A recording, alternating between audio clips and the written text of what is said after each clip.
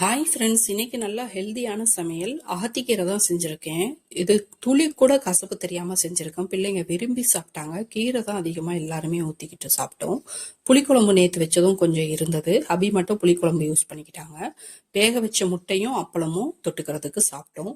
அகத்திக்கீரை இப்படி தான் பெரிய பெரிய இலைகளாக இருக்கும். தெரியாதவங்களுக்காக சொல்கிறேன். உருவுறதுக்கு ரொம்ப ஈஸியாக இருக்கும். முருங்கைக்கீரை கூட உருவுறதுக்கு கொஞ்சம் டைம் எடுக்கும். இது உருவுறது ஈஸியாகவே உருவிடலாம். நான் ஒரு பாதி தான் இப்போ செய்ய போகிறேன். மீதி பாதியை ஃப்ரிட்ஜில் ஸ்டோர் பண்ணி வச்சுருக்கேன். 2 நாள் கழித்து செய்யலான்னு சொல்லிட்டு துவரம்பருப்பில் இன்னைக்கு செஞ்சுருக்கேன். ரேஷனில் கொடுத்த துவரம்பருப்பு நல்லா கழுவிட்டு ஊற வச்சுட்டேன். அந்த ஊற வச்ச தண்ணியும் ரிமூவ் பண்ணிவிட்டு புது தண்ணி சேர்த்துக்கிட்டேன்.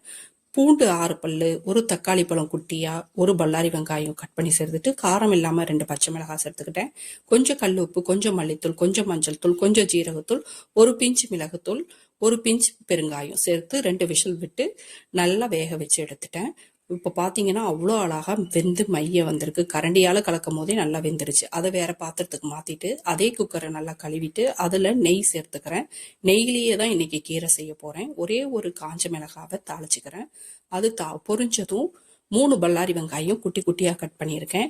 அதை இந்த நெய்யிலேயே நல்லா வதக்கி விடுறேன்.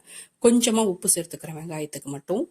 வெங்காயம் இந்த அளவு கண்ணாடி பதம் வந்தால் போதும். கண்ணாடி பதம் வந்ததும் கீரையை கழுவி தண்ணி வடிய விட்டு வச்சிருக்கேன். அந்த கீரையை எடுத்து இந்த வெங்காயத்தோட சேர்த்து நல்லா கலந்து கொடுத்துக்கிறேன்.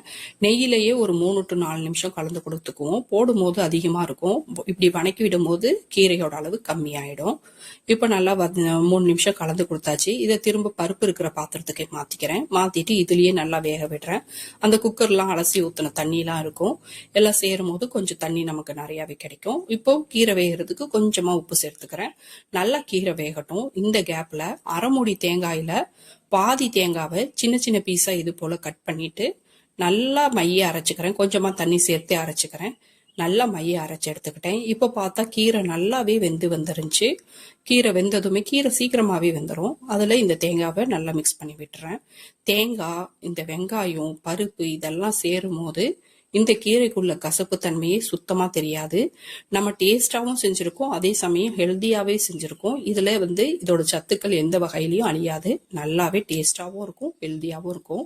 இது குழந்தைங்களுக்கு ரொம்ப பிடிக்கும். தேங்காய் சேர்த்து 2 நிமிஷம் கொதிக்க விட்டுட்டு உடனே ஆஃப் பண்ணிடலாம். அவ்வளோதான். அவ்வளோ அருமையாக இருக்கும். கண்டிப்பாக ட்ரை பண்ணி பாருங்க. என்ஜாய் பண்ணுங்க. லைக் பண்ணுங்க, சப்ஸ்கிரைப் பண்ணுங்க, ஷேர் பண்ணுங்க. தேங்க்யூ.